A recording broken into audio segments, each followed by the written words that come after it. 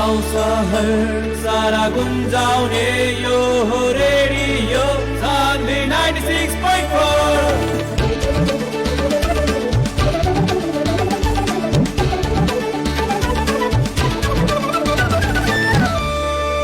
Radio Sandhi 96.4।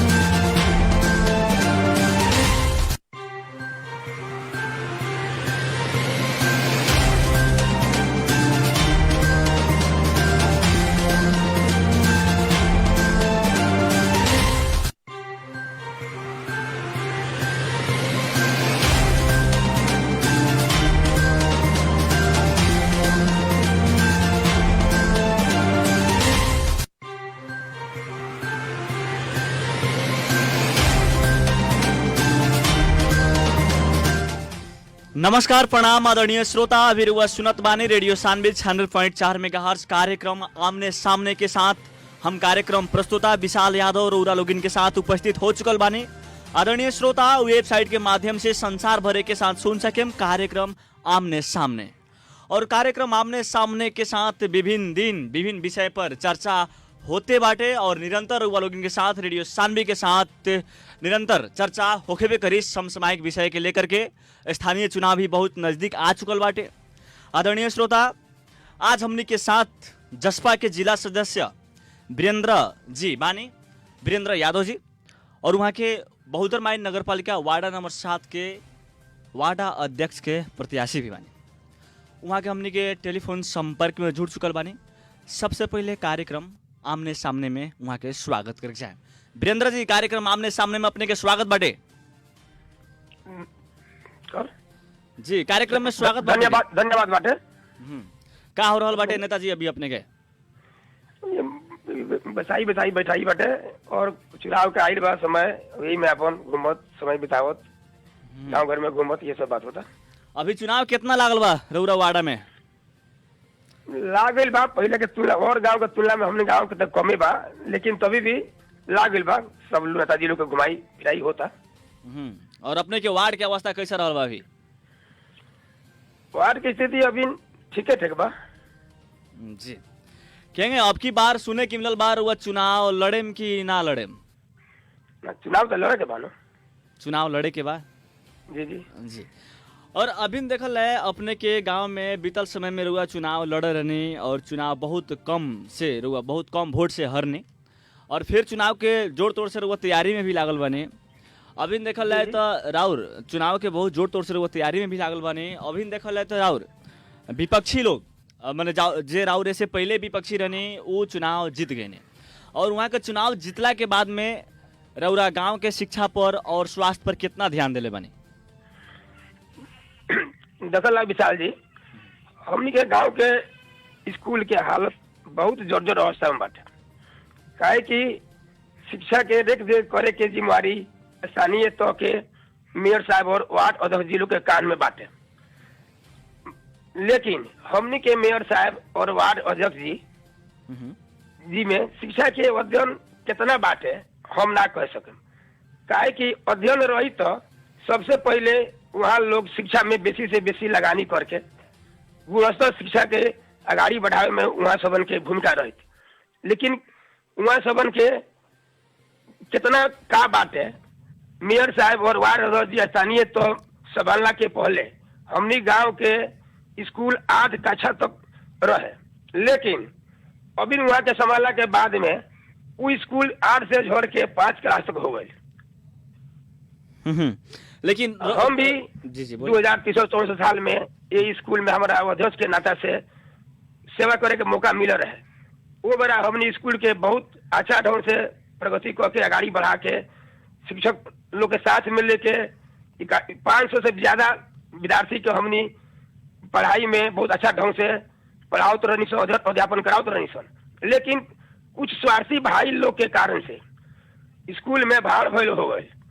फिर से हम पहले का विद्यार्थी के झूठ देखे के चाहते हैं स्कूल में, कम से कम हमारा के एक बार अपने जनप्रतिनिधि के नाते से जिता के स्कूल के और शिक्षा स्वास्थ्य के आगाड़ी बढ़ाई लोगों को हमारी 200 बाटे। लेकिन बीतल समय में जब ओइसन रूरल लोगन के साथे जब घटना घट रहे, मेयर साहब चाहे अपने के वार्ड अध्यक्ष जी अपने के गांव के प्रति ध्यान ना देते रहनी, अपने के वार्ड के प्रति, तो वो बेरा विपक्षियों के रुआ कहाँ तक विरोध कैनी उ लोग के, रुआ लोग ध्यान नहीं दे, चाहे कहाँ कोनो ऐसा कार्य कैनी लगन जाना से रुआ लोग मीडिया में आई लोग चाहे कोनो माध्यम से रुआ लोग इनके 10 आदमी जानत होके जहाँ अगर वो लोग गलत करता तो ये लोग विरोध करता, न तो वो लोग गलत करता तो ये लोग भी गलत के साथ देता। हमनी हेड सर के माध्यम से कितना बेर हमनी बात रखले बनी सर, हेड सर भी कहलन जो हम तो कितना बेर जाके स्कूल के बारे में कितना बार मेयर साहब से वार्ड अध्यक्ष जी से बात हम रखनी, लेकिन रखला के बाद में स्कूल के कितना प्रगति हुई, तरक्की हुई, स्कूल के शिक्षा क्षेत्र आगाड़ी बढ़ी, गुणस्तर पढ़ाई हुई कह के हम बात रखनी, लेकिन वहाँ सब कुछ ध्यान ना दे के स्कूल के गतिविधि और कौनो वहाँ के चासो ना भइला कारण से स्कूल की स्थिति इतना बा कह के वहाँ सब भरसन आयल। हमने मौखिक या फोन से माध्यम से हरदम कही सर कम से कम स्कूल के देखिए लगन अपने वार्ड में नगर पालिका में कौन स्कूल की स्थिति कितने बा, कोनो चासो ना रहा के स्कूल के स्थिति जौन जौन बात और 500 से 330 गो 40 गो विद्यार्थी के रह के वहाँ पढ़ाई अध्यापन हो रहा बट एक ध्यान वहाँ सबन के तुमको जीवन हम विरोध करे बराबर हम मौखिक लिखित तो कमे, लेकिन अपने फोन में मेयर साहब व्हाट्सएप से बराबर हम कहे नहीं सर, लेकिन कोनो चासो वहाँ समय के प्रति से बात ना आई कोई हमने के पर भी कितना लिखित में भी लेटर पर में भी लिख के वहाँ सबन कितना स्कूल के आगाड़ी बढ़ावे लाई कह के वहाँ देने लगन, लेकिन ऊपर कौन 1% राजनीतिक स्कूलों में हो जाला जी। रुआ जहाँ तक कहता नहीं कि लिखित रूप से मंगनी सन और फोन के माध्यम से मंगनी सन, भीतरिया अपन मिलो मतो कहीं लगन कि क्या कहीं लगन फोन के माध्यम से बहुत किस्म के भी बात हो सकत रहे और पाना में लिखला से भी बहुत किस्म के बात हो सकत रहे, लेकिन राउर गांव के तो कुछ लोग कहत बनी कहीं ये लोग कहते मिलो मतो में तो स्कूल नहीं के चला, लोग विरोधे नहीं के लोग करत, राउर गाँव के कुछ लोग की आवाज रहल बाटे ना वैसन बात नहीं के विशाल जी, वैसन बात नहीं के हमनी बराबर कहते हैं, लेकिन वो लोग चौको चासो ध्यान के दिले, वैसन बात नहीं के मिलो मतो वाला कोई वैसन बात नहीं के जी। और अभी अपने के गांव में नाला के अवस्था और रोड के अवस्था कैसा रहल बाटे? देखिए विशाल जी हमनी के गांव के जो नाला के बारे में पूछता नहीं जी जी, 5 साल पहले से जौन हमनी के नाला रहे में हमनी पहले स्थानीय सरकार ना रहे तो पहले गांव घर के लोग इकट्ठा करके चांदा संकलन अपने पास से करके कहीं कहीं जिला विकास रहे, जिला विकास से या कहीं से लेके हमनी के हर साल मोटा मोटी हमनी गाँव घर लोग मिल के सब आदमी नाला के सर सफाई हमनी करी सर। जब से संहिता आ गए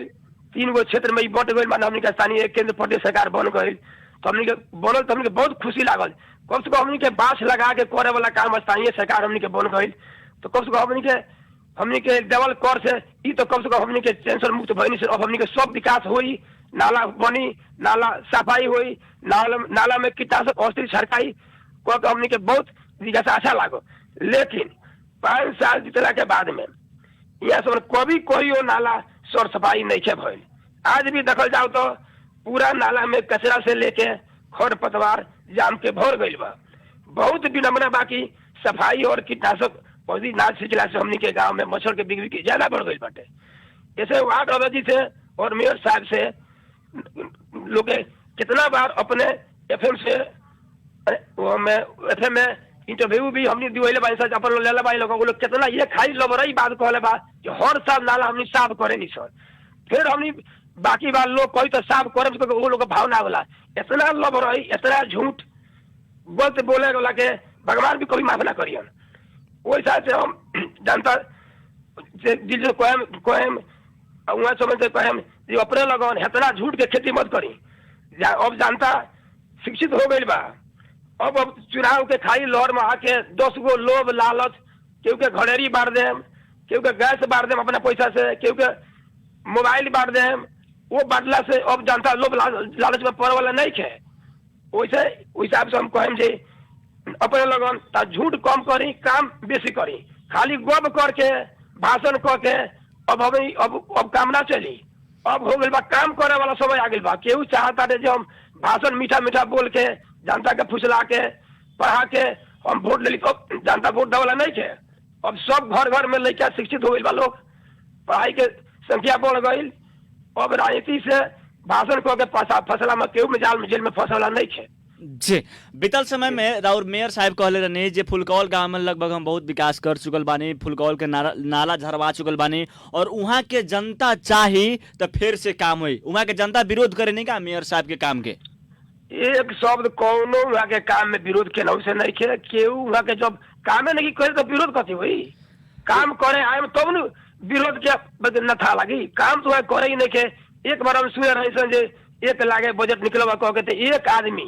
आदमी एगो छोड़ लेके आए एक दिन में पूरा नाला साफ कर दिलक। एक लागे बजट पागल कह के हमने सुनी सर कौनो विकास के हमने दुश्मन केहू गांव के लोग नहीं खे। जी अब वीरेंद्र जी जहाँ तक एगो प्रश्न रुआ उठावत माने जे 1 लाख के बजट पा गई हमने सुनी सन रुआ लोग सुनी लगन आ 1 लाख के बजट माने पा के गई तो खाली सुनते रहनी लगन। आकि ऐसा तो ना हो गई बा जे मेयर साहब बार बार कहेलन एगो बात अपने के पालिका के मेयर साहब जी का कहनी जे जेंग आई तेंग फरियावल जाई उहे डर पर तो कहीं वीरेंद्र जी के डर नहीं लागल चाहे वहाँ के स्थानीय वासी के डर नहीं लागल जे विरोध रौरा गांव के अवस्था हम बतावत बानी। स्कूल के अवस्था वैसे रहल बा 20 गो 25 गो विद्यार्थी बा लास्ट ओकरा बाद में स्वास्थ्य में अभी अपने गांव में एगो स्वास्थ्य चौकी भी नहीं खे। अब जहां तक देखल हर तरीका से राउर गांव बिछड़ल बाटे, राउर वार्ड भी बिछड़ल बाटे हर तरीका से, लेकिन वहाँ के विपक्षी लोग कोनो ऐसा विरोध ना कैलक तो एकर मतलब मेयर साहब के डर हुई न तो भीतरिया कोनो मिलो मत हो जात हुई।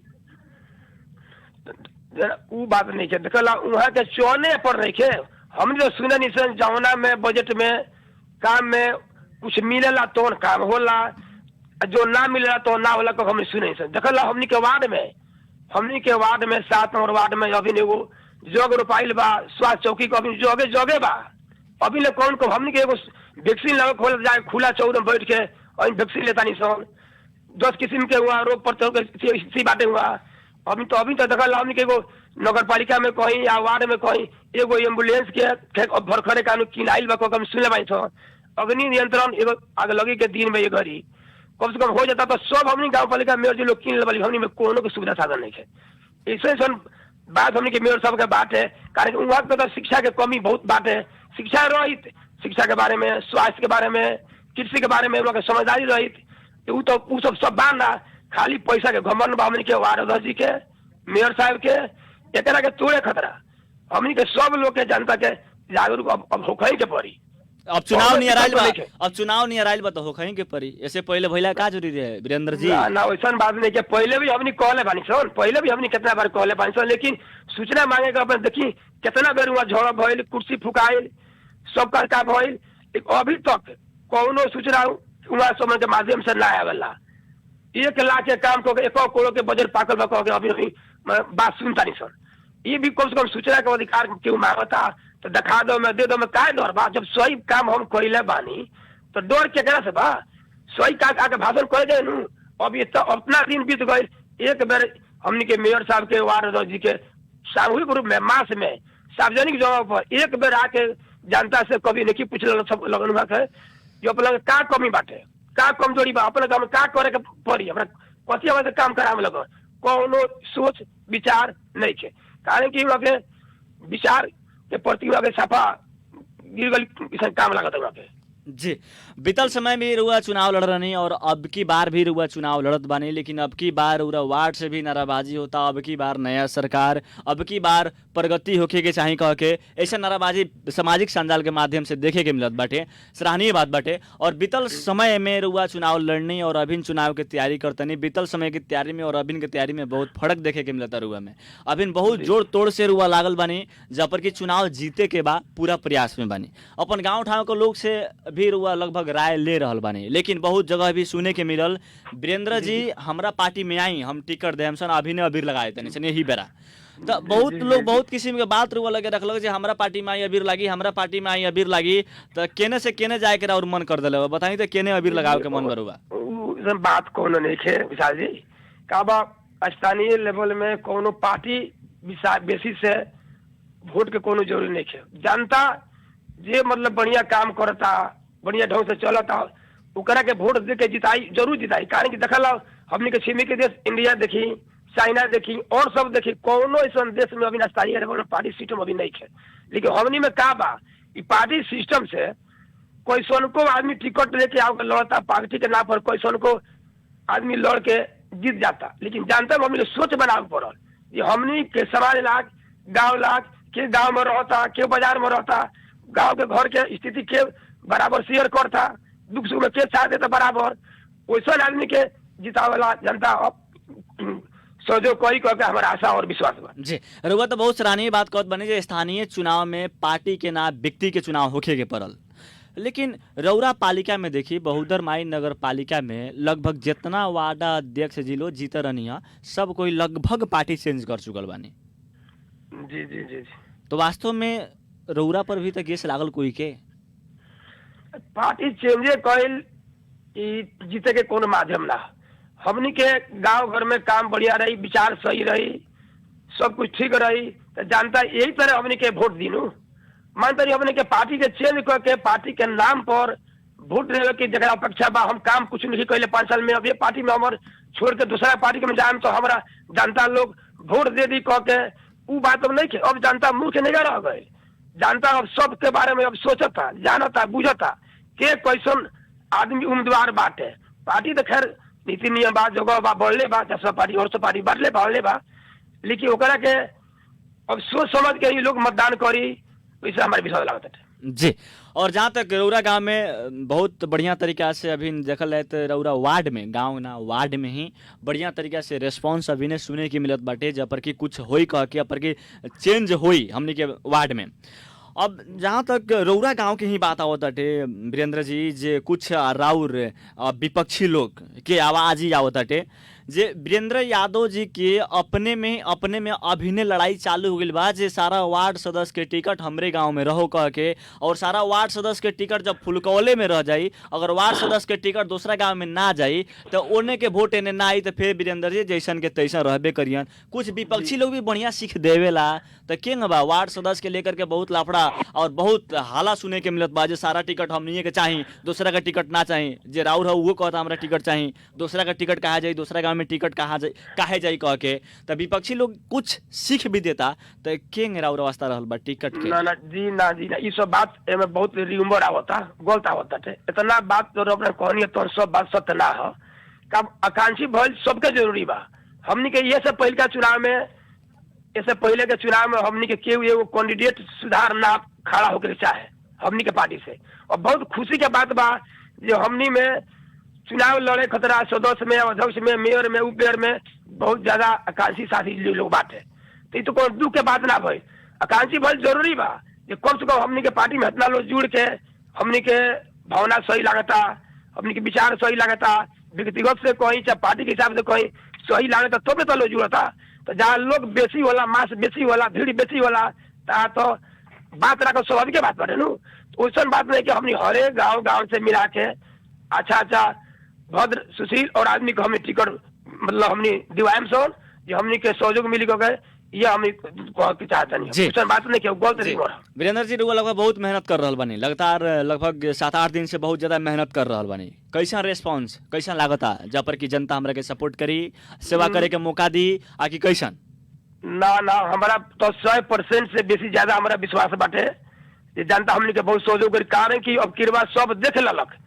जैसे पहले का साथी लोग हमने के बहुत लोग और सब पार्टी में लोग लागल आदमी सब चेंज करके दूसरा पार्टी में चल गए लोग, कार्य लोग पूछा था जो हमने कुछ नहीं किसी कहले नगर पालिका में खतरा, वार्ड खतरा, पार्टी बदले में तो हम जीत जाए की, लेकिन हमारा भरपूर विश्वास बा जानता हम ना जीत के भी हार के भी अपने के छपकैया टोला में कुछ नेताजी लोग प्रदेश पहल करा के 25 लाख के भी बजट हम दिवे नहीं तो शादी जी लोग है तो 25 लाख के बजट में 15-16 लाख खर्चा करके वो अधूरे रह के पैसा फ्रीज हो गए। हमारा गांव में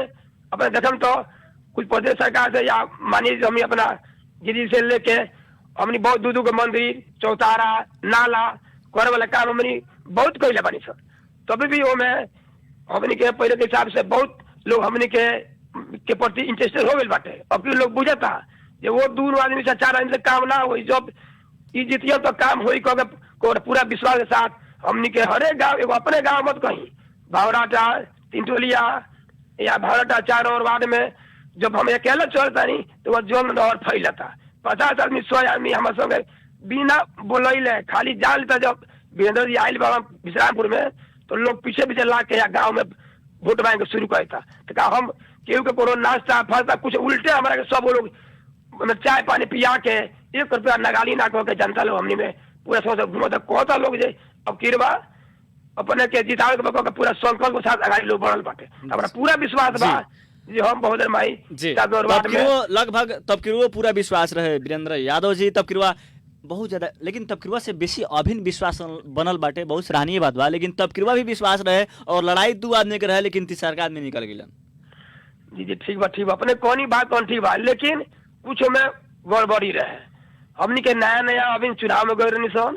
हमनी के लेटेस्ट गयनी से और सब गांव में बहुत साथी लोग जिससे हमने संपर्क उतना लगाव ना लगाव भले तो सब लोग के नेताजी लोग के साथ जनता जी लोग के जवान फंस चुका रहे हमारा बारे में वह सब के ज्यादा अवगत ना रहे उस हिसाब से हमने के वोट तो बहुत अच्छा मिलल लेकिन अब किरवा 5 साल में दोनों तीनों गांव में हमने अपना सौके भर काम करके हम जनता में हम एगो हम भइल बानी हम साबित बानी ओहि हिसाब से हमारा आशा बाब की रोज किरवा बार लेकिन यहाँ भी देखे के मिलत नेताजी यहाँ भी देखे के मिलत बाटे जे पैसा यानी कि चुनाव पैसा पर हो चुकल बाटे चुनाव अब बिजनेस हो गई बाटे पैसा चाहिए कैसे रौरा वार्ड में तो रौरा पालिका में तो सीधे कहल गई बाटे जे 20 गो जहाँ वोट हुई तहाँ एगो मोटरसाइकिल दिया लेकिन रौआ कथी रखले बानी वैसन बात हमारा नहीं है वैसन बात नहीं है पैसा से चुनाव ना हुई का तो अब जनता लोग बुझ गई बा एक दिन 2000-4000 पैसा लेके दारू माज के उखा के हमनी के भविष्य के बेचत आनी सन हमनी के मारे एक दिन 5 साल हमनी के अपना पैसा से काम चल जाता एक दिन के केहू के देवल पैसा से हमनी के भविष्य निर्धारण ना हुई खाली कागज में वो लोग कारोबार करके भविष्य के हमनी के बिगाड़ बच्चा के भविष्य के बिगड़त हमनी के वैसा अब की आशा नहीं के जनता जे वो तरफ करी अब किरवा विचार अच्छा ओइसे कुछ चेंज भी आइल बा बीतल समय में भइल 2000-4000 रुपया आम पब्लिक के दिया तो 4 दिन 5 दिन रही लेकिन अपर की एगो मोटरसाइकिल दिया तो 10 साल तक ले तो रही ना वैसा बात नहीं के कहता उतना लोभ लालच में अब जनता फंसे वाला नहीं के ना फंसी लेकिन अपर की जनता बुझ गई बाटे बीतल समय में ना बुझले रहे लेकिन अब की बुझ गई बाटे अपर की जनता पैसों खाई और सरकारों चेंज करी जी ये सही बात बा सब जनता के मन में हो गई बा ये पैसा लूटल पैसा जे लियावता अच्छा सब लोग केहू पैसा लियावता लूट के वो पैसा के खा जाइला लेकिन वोट हमारा जहाँ मन लागी बढ़िया समाज की सेवा करे वाला गाँव में रहे वाला समाज सुधार के जिताओ लोग सोच बना ला कितनो पैसा दी लोभ दी लालच दी मोटरसाइकिल दी अपने वो लालच में पड़ के लोग जनता अब किलो वोट ना दी कारण 5 साल पहले के समय और अभी के समय बहुत फर्क हो चुका बाटे जी और रउरा जीतम तो का करम और पहल का टारगेट का रहे जीतला के बाद में जब रउरा पूरा आशा बाटे 100% से बेसी आशा हो गई बाटे तो बहुत बहुत बधाई बा अपने के आगामी दिन में जनता के सेवा करे के मिलो अपने के लेकिन जीतला के बाद में राउर टारगेट का रही सुनी हम सबसे पहले जीतेम तो सबसे पहले हम शिक्षा में लगानी करें शिक्षा ही कोनो भी जब के जोड़ हुए माने शिक्षा हमनी के स्कूल के प्रति या शिक्षा ना हुई तो सब आदमी हम अनपढ़ रहे यह स्थिति है जब तक अशिक्षित आदमी रही तब तक स्थिति यह होती रही ये मूर्ख लोग के अनपढ़ लोग के भाषण कह के पैसा के बल पर ली लोग तो शिक्षा के जब विकास हो जाये तो मूर्ख लोग अपने खुद 5 क्लास से पढ़ल नहीं की अब मेयर बन जाता नहीं 8 क्लास से पढ़ल नहीं की पैसा के पार्टी के नाम पर मेयर बन जाता अब उस स्थिति वीरेंद्र जी रौरा कई क्लास पढ़ल बानी दूसरा के जब कहत बानी पहले के तब हमनी तो हमारा पहले 2043 साल में एसएससी पास कईनी 45 साल में हम आईएससी अभी +2 बोलता है आईएससी हम कहले बानी साइंस से जी चलिए बढ़िया बात बाटे जो कम से कम सारा कोई से बढ़िया पढ़ले बानी अच्छा लेवल पर बानी जी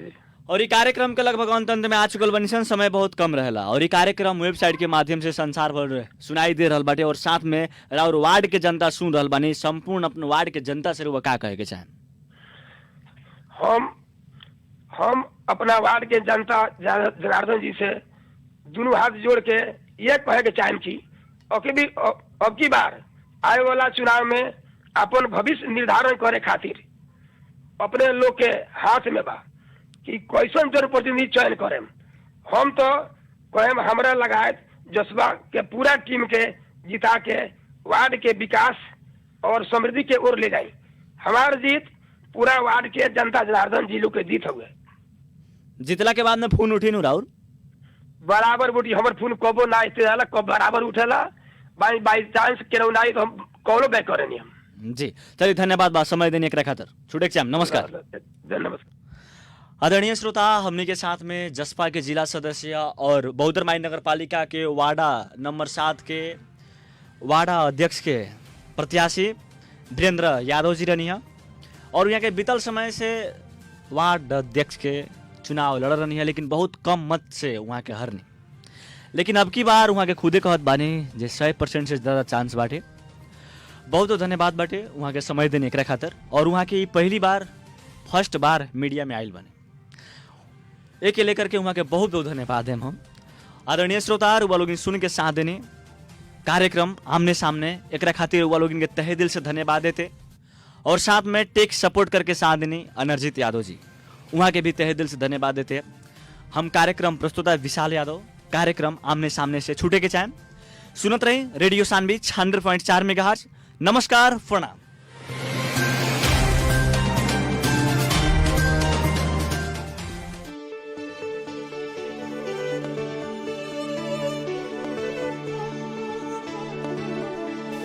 गाउँ सहर सारा गुन्जाउने यो हो रेडियो